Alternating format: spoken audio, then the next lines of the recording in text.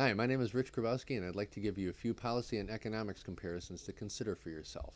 A real tale of two cities or states and the policy decisions made by their elected leaders that have had a huge impact on their state and local economies. Let's compare the Chicago, Illinois area, where I grew up and lived for 47 years, versus the Houston, Texas area, where I live now, just north of Houston, near the Woodlands and Conroe, Texas area.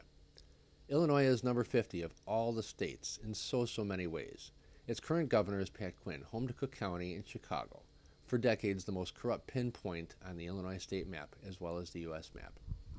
In Illinois, and Chicago in particular, state leaders have had businesses in their crosshairs for decades.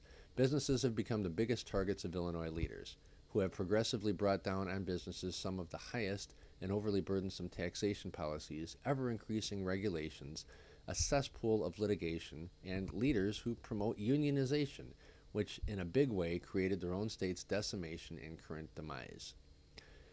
Many Illinois businesses that survived Barack Obama's economic meltdown of very late 2008 through 2010 and beyond fought back, voted with their feet, and moved to other more business-friendly states like Texas, taking with them 50 to 100 jobs, wages, local tax bases, and removed themselves from the floundering state economy. Karma has a funny way of coming back around to kick you, doesn't it? Texas is number one in so many ways, whose current governor is Rick Perry, and is home to the top two growing cities and hottest economies in the entire United States. Houston is number one, and the Dallas-Fort Worth area is number two. Other cities in Texas are in the top 10. Smart leaders making smart policy decisions create the conditions for rapidly expanding economic growth. Businesses leaving unfriendly states are warmly welcomed by a very friendly business climate, bringing with them on average 50 to 100 jobs from those other less business-friendly states.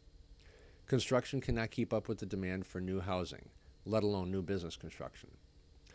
Bidding wars are common for existing houses in my area, with average selling times of 7 to 11 days.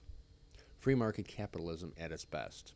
A business-friendly state with no state income tax, low taxes, no sales tax on food, and a legislature that only meets twice a year. Limited government at its best. Let's talk business and economics 101.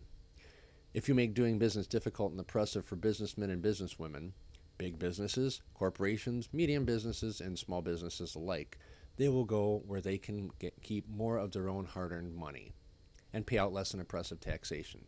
It's common sense here, guys. 1,200 people a day are moving into Texas, not just from Illinois, but from the other failing and oppressive states like California and New York. Unemployment is between 3 and 3.7%, a number that is well below the national average, even during a good economy, where 5% is the norm. 3% is the number of people who really don't want a job. If you want to work, Texas is the place.